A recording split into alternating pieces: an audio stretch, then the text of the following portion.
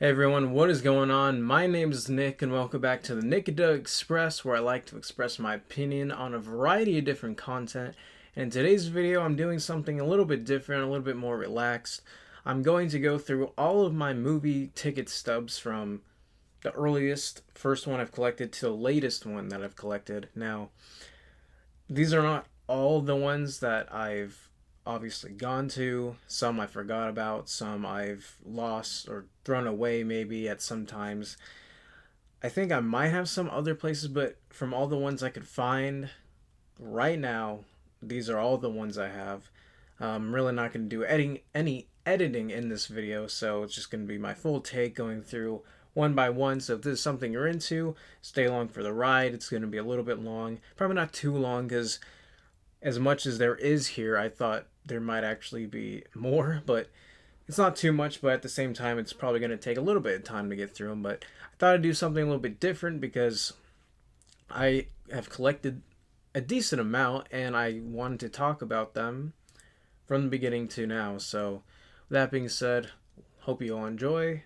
Let's get into this. So, I laid them all out here from beginning to the most recent. I don't know how well you'll be able to see them when I pull them up, but we'll try here. So, first one I have is Meet the Robinsons. I don't even know. Maybe you'll be able to see this, maybe not. Either way, this is Meet the Robinsons. Came out 2007. I was like 8 when I saw this, so I think this might be the first one I ever collected. I really don't remember taking it, but I've always remembered having it, so it's just something I always keep with me because it's the first movie stub that I remember ever having. I remember seeing the commercials for Meet the Robinsons too on, I think, probably Disney Channel because it's a Disney movie, so I do remember seeing it on the TV and then went to go see it. I always thought it was like 2005 or something, so that's kind of weird. Now, I don't have Iron Man movie stub. As I said, I haven't collected every movie ticket stub I've gone to for each movie, but I have Hulk from 2008, but I did see the Iron Man, the first one in the theater, so that's really cool. I don't know why I took this one. Let's see, is there two here? Okay, well, I went with my dad to see this one, so that's why there's two, I guess. But this came out June 2008. I do remember seeing the theater experience. I do remember the opening, a couple other scenes. I don't remember seeing it too much in the theater, but I remember a good portion of that. I went to it and I saw Edward Norton and all that other stuff. The MCU was so confusing to me back then. I didn't really understand it, and then older I got, I was like, oh, so this is what's going on. They're making a whole clash up and meet up and all this other stuff. And then by the time Winter Soldier came out when I was like 15, I was like really into it. So that's what happened there. Interstellar, November 2014. Um, yeah, Christopher Nolan. Christopher Nolan's Tenet's coming out soon. But first Christopher Nolan movie I saw in the theater. I didn't see Dunkirk, so it's the only movie of Christopher Nolan I've seen in the theater until Tenet comes out. I do plan on seeing Inception in IMAX. Was it July 17th? So I'm really excited to see that. I can't wait to see it in a theater and go back to a theater. So a lot of interesting things happening in the next month. And Interstellar was one of those things. I was really getting into like big different types of movies where it wasn't just it was just a different experience for me. I think that's when I started getting into Christopher Nolan movies too, because I'd seen Inception. Weird to think about, 6 years ago already. Unbroken, December 2014. This is a true story about the runner. I can't think of his name, but the runner, directed by Angelina Jolie, I think. I don't know. My dad wanted to go see that. I remember I really liked the trailer and the music they played. It was a good enough film. It wasn't really something. I'm not exactly the target audience for war movies and then true story movies, but it was good enough. I didn't mind it. I haven't watched it in a while, so maybe coming back now I might appreciate it a bit more. But it's got good performances from I remember, and overall a decent enough flick that I was like not too hard against it when it came out. I guess I liked it. I was like probably 16 when it came out, so I don't know. My taste back then was probably different. American Sniper. It feels like I just saw this not that long ago. Even on my Instagram, I think I have a picture of when I went to go see it. The theater was pretty packed, I think. January 2015. Wow. Maybe I should do this. Maybe I'm stupid. Am I stupid? Put it closer to the camera. I'm stupid. Not thinking things clearly. I really like American Sniper. Clint Eastwood movie. Bradley Cooper. I was always into movies, but around 2014, 2015, maybe that's why I started collecting more around that time. It's really when I started getting into, like, movies going on a regular basis when I could. So American Sniper really put Bradley Cooper on the on the Bradley Cooper train, I guess. I mean, I guess I knew he was in Guardians, but didn't really know. So there's that. But really good movie. I really liked it. Really tense. It was really different, but really liked it. Project Almanac, completely different movie. Time travel. I think I remember there was like, I keep forgetting to show it here. Project Almanac. I keep not forgetting about this movie, but like kind of seemed forgettable. I think it was having problems when it came out, where it was like delayed or something. And it's a little teenager time travel movie. It's got a unique little concept to it. It is one of those found footage movies, so I haven't watched it in a while. From what I remember, I think it was enjoyable. It just felt like it was missing just a little bit of like that spark to make it like a memorable movie, but still not a bad movie or anything like that. SpongeBob SquarePants, Sponge Out of Water, the sequel, SpongeBob movie. I am kind of excited for the third one coming out, but I'm not sure about the animation style, but you never know. This one, it definitely has more charm than, what is it? The first one, or did I say more charm? It doesn't have as much charm as the first one, but it's got more charm than, I think, the SpongeBob show at the time. I know the show got a little bit better or something. Not exactly a great film. It's kind of, for kids. It's always been for kids, but the humor was a little bit better. I enjoyed it well enough. It was like 5 years ago. I was like 16. I was like, it's whatever. Now, one of my favorites, the first Kingsman. It's a little bit faded, but this is the first Kingsman. I made my dad go watch that with me. I always liked kind of forcing my dad to watch stuff he didn't like. My dad's very specific when it comes to movies, and really not a good person to go watch the movies with, but, yeah, Kingsman, I liked it. I don't know if he liked it. He might have thought it was okay. I think he's not into the type of humor and jokes that were going on, but for me, it's one of my top movies. I love the movie to death. I think, did I just buy it? I've been trying to get Blu-rays. I might have just bought it, or I already had it, but either way, I have it here somewhere.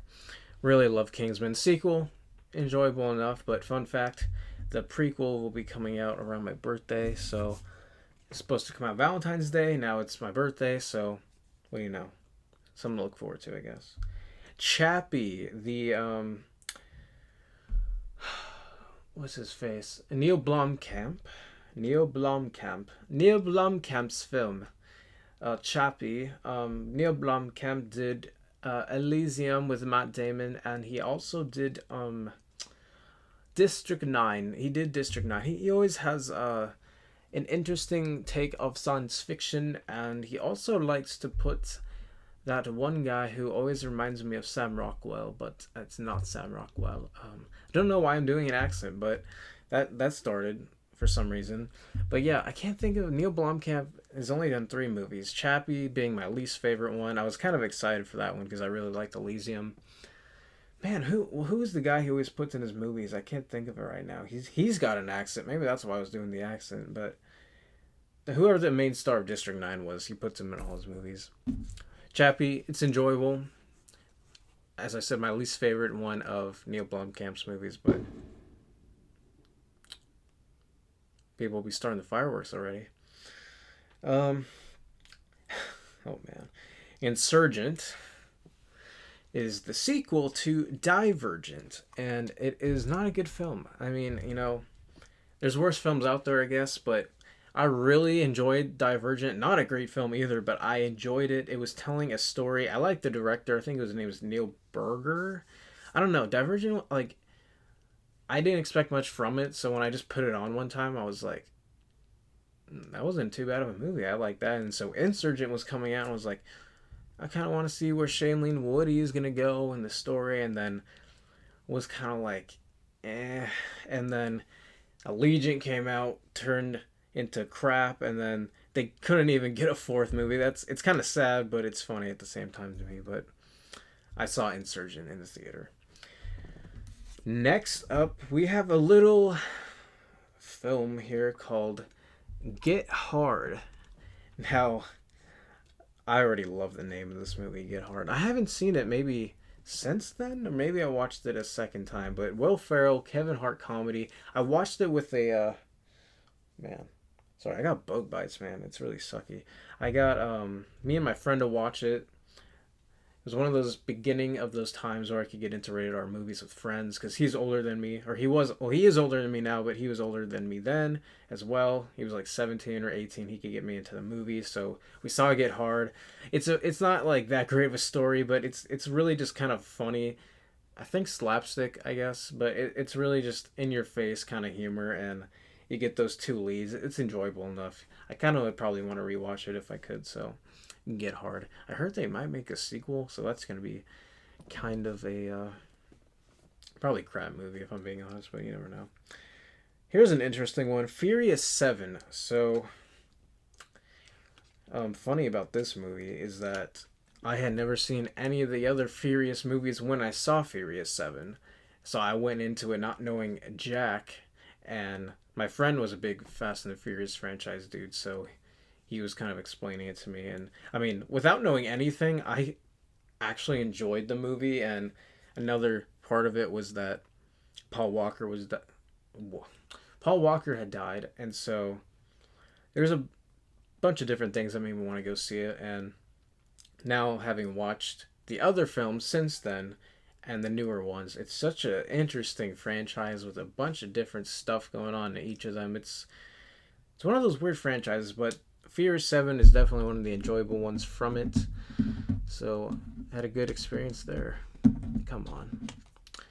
Next up, we have Avengers Age of Ultron. So, I don't know why I'm squinting my eye, but it's not going to help the angle or anything. I don't even know if you guys can see this, so hopefully I'm not, being dumb here. But yeah, Age of Ultron, that's the next one I have in the MCU since Hulk. I know I've seen the other ones in the theaters, so I kind of feel ashamed that I don't have the other movie ticket stubs here. But besides that, Winter Soldier was the one that really got me into the MCU. I didn't watch the Avengers when it came out. It took me a while to get it, not into the Avengers, but I just never put it on for some reason. Like, I was just like, eh. And then, like, over time I watched that one. I was like, I really liked it. And then, I don't know, I wasn't, like, into superheroes that much until Winter Soldier. Like, I don't know why. Like, maybe my taste, I'm really, like, that type of person. Once I get into something, like, I have to, like, be into it. And granted, I'm a huge movie guy now, so I'm into so much different stuff. But, like, 5-6 years ago, I was, like, in this phase of where, like, I didn't like jumping on trains of things other people liked, so I was like, eh. But, I mean, I was into the movies, and then once Winter Soldier came out, I was sold. So, Age of Ultron being here, it's like, it's kind of like the worst, technically the worst Avengers movie, but it's still, like, really good. A lot of stuff I still totally love about it, but you can definitely tell it's not the best one out of the Avengers. And so, like, I wasn't let down when I left, I guess, but I definitely felt like it didn't live up to, like, this huge hype. Because I remember I went to, like, a Thursday afternoon IMAX showing, and I was like, yeah, I'm one of the nerds now, man. And so, like, not let down, but I was like, felt like the hype was a bit much. So that's the kind of feeling I got out of that one. Now, this is one I haven't thought about too much since I saw it, which is the Poltergeist remake. I believe I watched this by myself for some reason, which I don't do a lot, but I think I was just trying to get scared or something. I was like 16. I really don't get scared at movies a lot. That's not who I am. The only movies that really grip me are like thrillers or like psychological horror or psychological thrillers. The ones that just grip you, are so intense, just pull you in. I really don't get scared at movies unless they feel like super realistic. Sometimes that happens, but Poltergeist was not that good of a remake. I still haven't watched the original, so that's something I've been wanting to do. I've been wanting to watch a lot of the original horror classic movies because I'm getting a new respect for just the horror genre, especially when I watch Scream. So that's really fun. Here's one that's dumb fun, but really a good enough movie in my opinion, which is Jurassic World. I saw this twice in the theater, and as much of it being a not the best script ever, I really like Chris Pratt. I saw IMAX. I like Jurassic Park, and so seeing the movie in IMAX, decent amount of people. If there's like this, just I don't know, hearing the music, I really like the score. I'm into scores. Hearing that score when the theme park happened, I don't know. I really dug it. I definitely like rewatching this one. The sequel, eh. But I'm really anticipating Dominion, the one that comes out, I guess, next spring now. So, interesting franchise again. I love Jurassic Park. Really enjoyed Jurassic World. And then there's a bit of a divide between the other films. So. Now, this one, I really don't have that good a memory. If I can just grab it. It's Inside Out. Now, actually, I think I do remember seeing it. But I don't remember who I saw it with. Might have been my mom. I don't know. I should call her and ask her. It probably was, but I feel like maybe it was. I don't know. But I really like Inside Out. It's one of those times where it felt like Pixar was either doing sequels or just doing like okay original films. But Inside Out literally just did their formula in a movie, and it just works. I totally love it. After I rewatched it, like a year ago or something, I was like, this movie's awesome. I love it.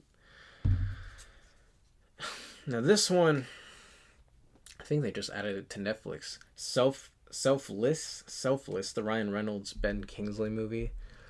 I saw that in the theater with my mom, I think, because she likes Ryan Reynolds, and it was a really weird movie. I only watched it that one time. I don't know. I only watched it once. From what I remember, I thought it was just a weird movie, and normally I don't say that about movies, but that one was just weird. I can't remember if it felt like another movie I saw or something, but I just thought it was really strange. Like, not only the concept, like the concept was interesting, but I felt like the story wasn't as good as it thought it was. I don't know. Maybe I'd have to rewatch it, but just thinking about the movie from what I remember doesn't really want to make me rewatch it, so maybe that's something. I don't know. Here we go into such just an enjoyable MCU movie, Ant-Man. Man, I remember seeing the trailer, just knowing Paul Rudd was going to be in these movies. I was just like, that's so weird, but so awesome at the same time, because I just knew that he was in all these like raunchy R comedies or just straight like role models. I Love You Man, like just knowing that he, like this guy who does all these like Judd Apatow or just Seth Rogen, Evan Goldberg type of movies, just it's so interesting to me that he was in like Endgame. It's so weird, but it's so awesome at the same time. But Ant-Man, I really like the first Ant-Man a lot. Second one is decent enough. First one I prefer over the second one though. Really like it. Okay. I was hyped with my friend for this movie so much. I don't know if you can see this, but it's Pixels. If you don't know what Pixels is a disastrous movie that's directed by Christopher Columbus, has Adam Sandler, Michelle Monaghan, Peter Dinklage, Kevin Hart. Am I missing somebody? I feel like I am. I don't think Kevin Hart's the other lead. I'm missing. There's somebody else in it, I think, that plays a lead. I was so hyped for this movie because you got somebody like Christopher Columbus. You got a Pixels video game. The trailers looked decent enough and intrigued me enough to want to watch it. And it looked like, I don't know, it seemed like this blockbuster that maybe would put Adam Sandler back on the map. But it's so stupid, and Kevin James is the president, and it's just, it's like, I think like it has too much of Adam Sandler's influence on it, because there's things of Christopher Columbus I can tell are playing factors in the movie, but it just feels so much like a Happy Gilmore, or Happy Madison Adam Sandler production, and I just doesn't do it right, man. I don't know what they were thinking with that movie. Here's a good sequel, Mission Impossible Rogue Nation. Now, I remember I saw Ghost Protocol in the theater, and I thought that was amazing. Brad Bird directed, and then Christopher McQuarrie comes in direct this one, and I really like it a lot. I think the fourth one is still my favorite, but the fifth one is still really good, and the sixth one even blew me away. I was like, damn, they really are making these Mission Impossible movies really good.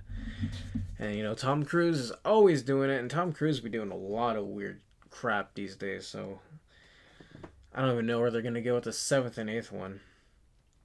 This one, I saw it for my birthday party when I turned 17.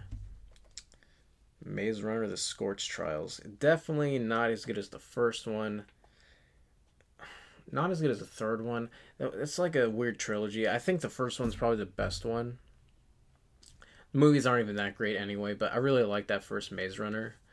Third one's decent enough. I like the books. I actually read the books. I don't read a lot of books, but I read those books. And I saw that it was like the first kind of birthday party I had in a long time, and I had changed schools and a bunch of different drama. Do I have another bite? I hope not. But I really like that movie. I like the first movie. The second one is okay. But it was a fun experience. I had a party of like 10 people. We went to Buffalo Wild Wings, I think, and then we watched the movie. It was a cool experience, but movie could have been better. The Good Dinosaur I saw with my stepdad, my mom. Kind of a letdown compared to where Inside Out was. I enjoyed it. Had super good CGI. I thought there should be more to this story, and I just didn't really live up to it. So, as much as I enjoyed it, left the theater kind of be like, I wish I had a more emotional story, but not too bad, I guess. Wow, we already, I guess we are. Getting into the nitty gritty here, we have Star Wars Episode 7, The Force Awakens. This is, I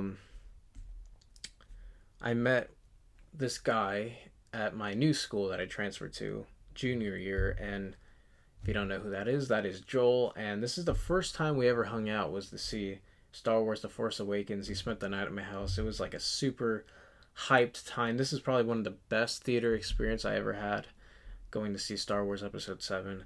Don't want to get into the other episodes, but definitely out of those movies, the good one. So, and then I have another Star Wars Episode 7. I saw it twice because that's how I liked it. So, kind of depressing where that franchise went, or the newer trilogy went, whatever the hell you want to call it. Here's a not let down movie, Deadpool. So I saw the trailer probably so many different times. Ryan Reynolds just doing his Ryan Reynolds shtick, and then just doing it like 100% times 10. It's original Deadpool is just one of those classic superhero movies that not a lot of movies have done, especially after Green Lantern, yeah. Good movie. 10, Cloverfield Lane. I really like the original Cloverfield, so this was a totally different story, but John Goodman, Mary Elizabeth Winstead, love her. Just a really solid movie. I think back when I saw it, when I'm talking about the intense psychological thriller type of movies, 10 Cloverfield Lane really creeped me out. I think because I wasn't expecting it when I watched it, but now, since I know what I'm in for, it's not as bad, but definitely a gripping movie if you haven't seen it. And I watched that one twice, too. I watched it a week after. Interesting. And then I saw this one with my friend, Batman vs. Superman: Dawn of Justice. A decent amount of hype with this movie. Really big theater I saw it in. After rethinking about it, there's things I still don't like about it, but there's a lot to enjoy, and I do like Ben Affleck as Batman. But it's such a weird movie because they could have done so many different things, but they chose to go the route they did and made a lot of money. I like it enough. I have the Blu-ray of it, Steelbook edition too. Where's